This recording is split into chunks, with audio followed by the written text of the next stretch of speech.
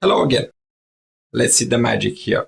How can we actually test different ideas? Which are the prototyping tools that we can use? Which are the prototyping methods that we can use? We will see around 9 today. And the first one is called the fake door.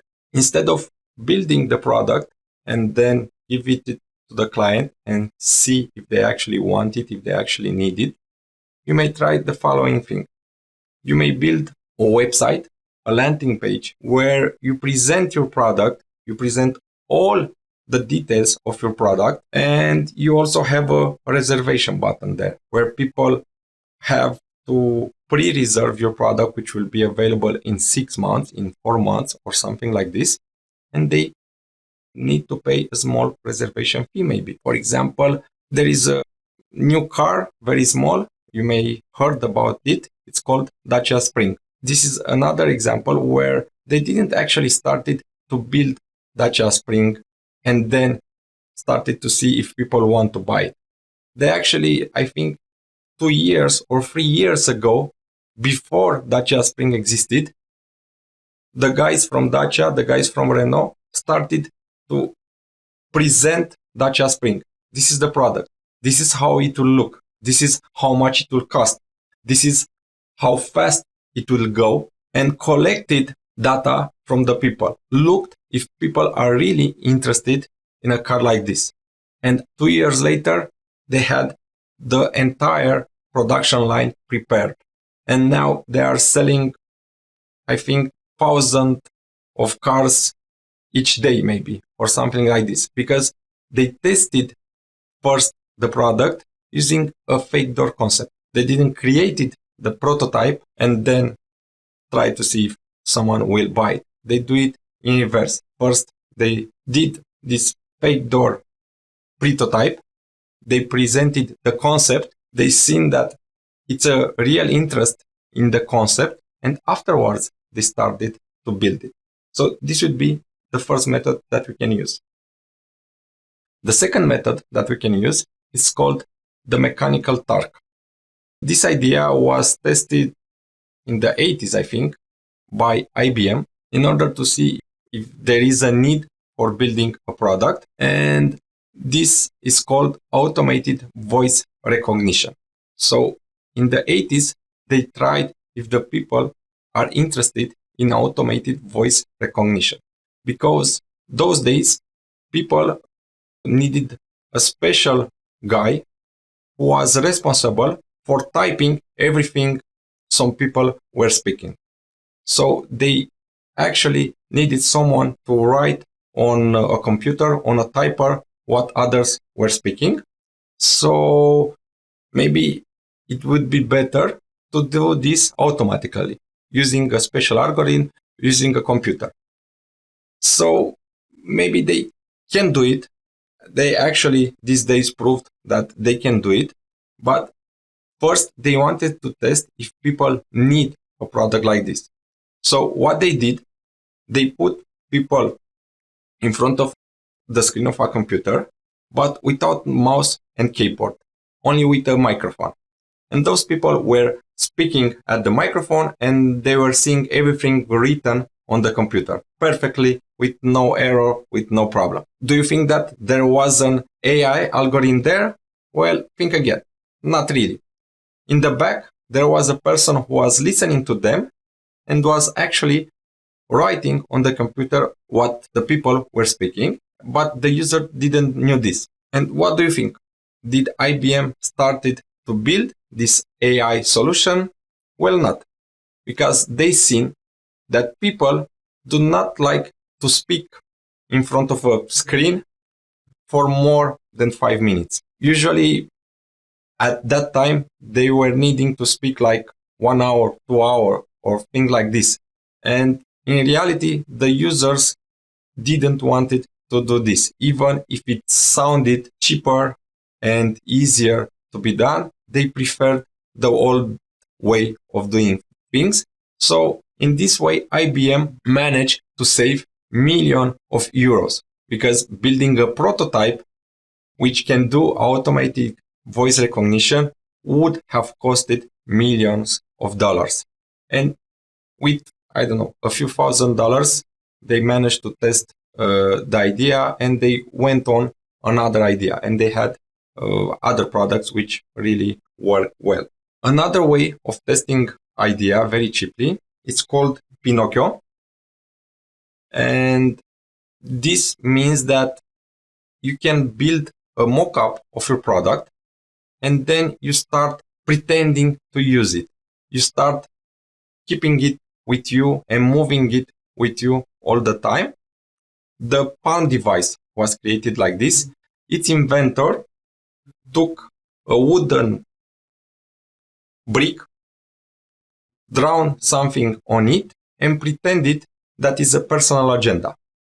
And then just moved or went to different meetings with people, and all the time he was pretending that he's getting his agenda out and he's writing things there. And in this way, he found out that people may be interested in a device like this.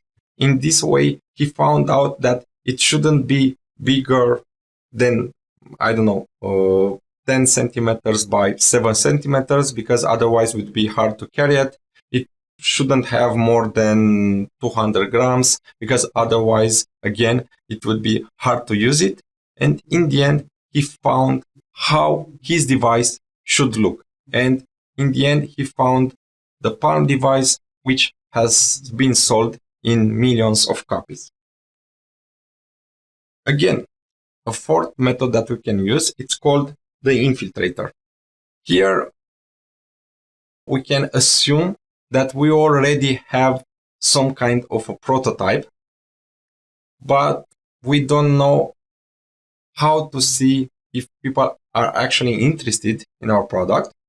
So one way of doing this is by taking the prototype and just putting in a store, on a shelf, and seeing if people are actually interested in this product.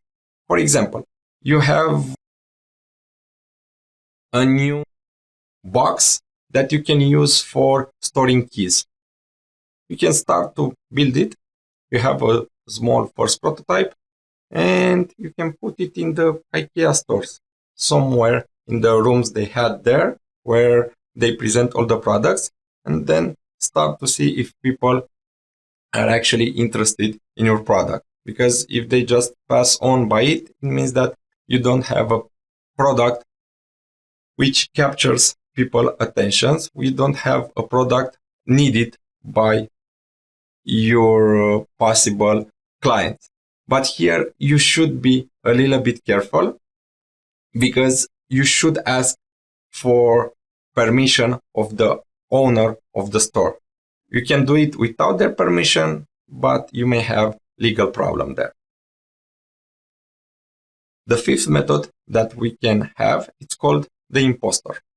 Let's say that you want to create an energy booster drink. Maybe it's quite hard to build it, and people then wouldn't buy it, and so on. Because, they are interested in the name of your energy booster. Because even if the energy booster, it has a good taste, here if the actual shape of it doesn't appeal to the people, they may be not interested to buy it just because they don't like how it looks. You may not have access to the people interested in energy drinks from the beginning, because they just don't like how it looks to them.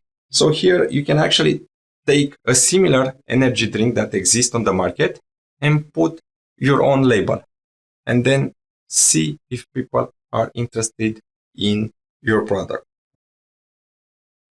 The sixth method that we can use, it's called one night stand. For example, Airbnb did this. The platform where you can have access from private persons to bed and breakfast or something like this. How did they do it?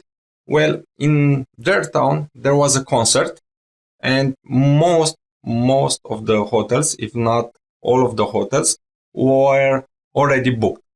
So they tried to see if people would rent only a bed in their room. And in a few hours, they had like 50 possible reservation, and they seen that there is an idea. And from that point, they started to build what you may see today as Airbnb for something that it was tested only one night. The seventh method is called the facade. Well, here we pretend that we have the product already available. We pretend that we already have Tesla Model 3 for you. So we show it to you, but in reality, there is only one prototype. There isn't a factory line behind which can build it very fast so that it can deliver, 1 million of cars per year. So we can pretend that we have the product, and then after we found real interest, we can start to build the production line. So this would be something that Tesla Model 3 did, and it proved to be a good test. It proved to be a good product. So now everybody is interested in this car, and you have to wait 1.5 years for it. Eighth method, it's called the YouTube method. It's similar with the fake door method, because here you can build a mock-up, a visual mock-up of your product. You can build video presentation of your product, even if the product doesn't exist. You put it on YouTube, and then you look if people are interested in it. A lot of smartphones are done this way. You see a lot of leaks of the next smartphone model. And they say, well, an engineer just leaked this picture, and an engineer just leaked this small video, but not all the time it's accidental. A lot of times it's done because they want to see the interest of the people. So you present a small video. This would be Dacia Spring. It will be like this. It will work like this, but it's just digitally created. The product doesn't exist. And the last method actually is called the MVP method. It implies that you need to build a prototype, and you need to develop what is called the minimum viable product, the simplest version of your product, which can bring you some revenue. From this point, you can start on to add new functionalities. Usually, you don't use only one method. You start with a method which is cheap to try, which is fast to try. And if you find some interest, you go to methods which are more expensive, which maybe need more time, as in this situation, an MVP. Thank you.